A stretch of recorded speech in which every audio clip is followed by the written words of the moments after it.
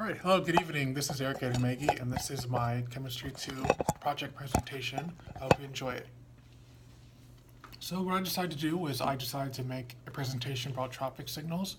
Traffic signals, are a pivotal part of each day, and they help keep us moving. And I didn't really realize this until I stopped and looked and realized, hey, this is something that we need every day. And I kind of just passed through it and I noticed traffic signals in passing, but I didn't really realize it until,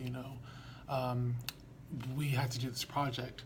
Anyways, so why I chose this particular piece, it's not conventionally art, but I looked at it, I was jogging this morning and I kind of stopped and I realized, hey, wow, this is like the hectogonic signals and how it looks. I just figured it looked like art, so I kind of just took a picture of it.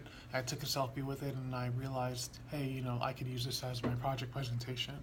And a description of the art piece. Again, it's not conventionally art, but I didn't really realize how intricate and how detail oriented, tracking signals can be. Like I didn't realize the hectagons and how the lights move, and I just thought it was really cool, and I thought it was really it was a good thing to do for my project.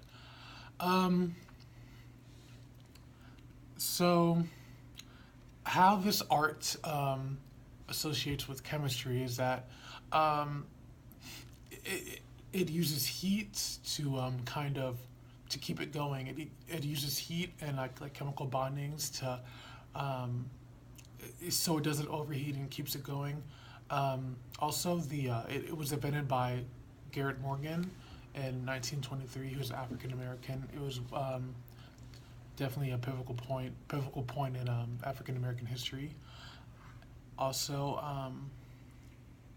he there was a primitive version of it. It was not as good.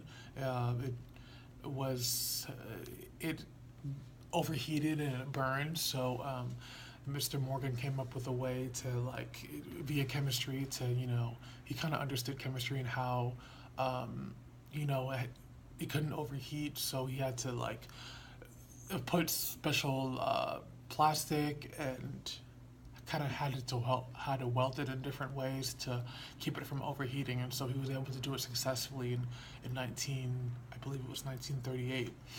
And so how the technology used in traffic lights is that there are signals under the pavement, and then whenever you land on whenever there's a significant amount of weight on the pavement, it signals the traffic light above to help it go forward.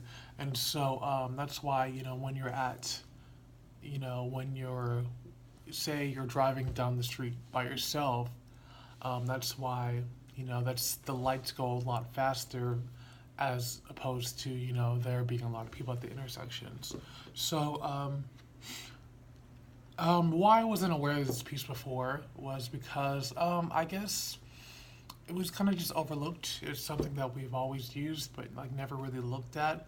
I didn't really, realize how, articulate and how detailed it was until this project. So it's good. Um, I just before this project, I didn't know that it was composed of aluminum. I thought it was just like plastic, so it was very good for me to like look at and research. So it was cool.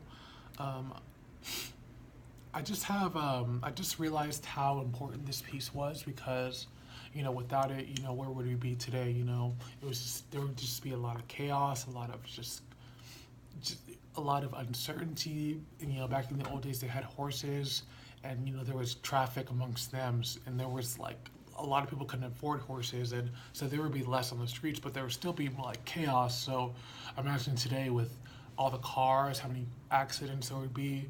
And so I just thought that really like stopping and looking at the traffic signal and realizing how important it is. Like I thought this would be like the perfect project to kind of incorporate into my semester grade.